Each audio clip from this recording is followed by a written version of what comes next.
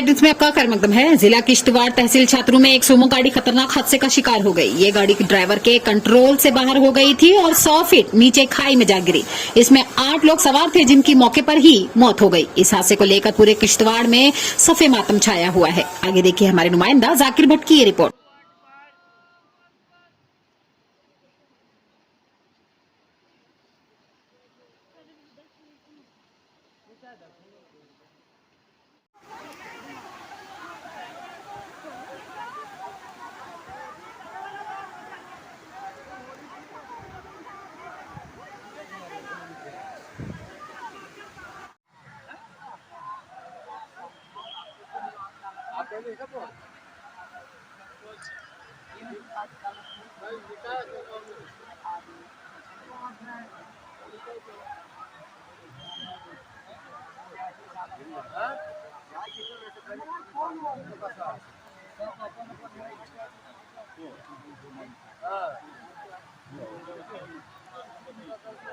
Vamos,